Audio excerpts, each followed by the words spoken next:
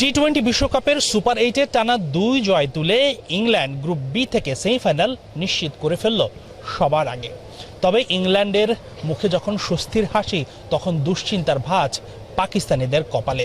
কেননা পাকিস্তানের সেমিফাইনাল স্বপ্নটা এখন অনেক যদি কিন্তু মার প্যাচে আটকা পড়েছে। সবার আগে পাকিস্তানের সেমি স্বপ্ন টিকে থাকতে হলে পরের ম্যাচে শ্রীলঙ্কাকে হারাতেই হবে নিউজিল্যান্ডকে।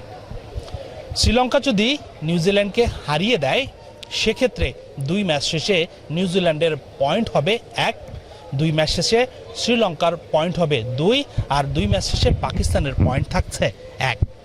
পাকিস্তানের শেষ ম্যাচটা শ্রীলঙ্কার বিপক্ষে। যদি শেষ ম্যাচে পাকিস্তান শ্রীলঙ্কাকে হারাতে পারে, তাদের পয়েন্ট হবে 3 ম্যাচ শেষে শ্রীলঙ্কার পয়েন্ট হবে 2। এখন বাকি থাকে ইংল্যান্ড এবং নিউজিল্যান্ডের ম্যাচটা। ইংল্যান্ড যদি নিউজিল্যান্ডকে হারিয়ে দেয়, সেক্ষেত্রে ইংল্যান্ডের পয়েন্ট হবে 6, 3 পয়েন্ট নিয়ে পাকিস্তান সেক্ষেত্রে থ্রু করবে সেমিফাইনালে।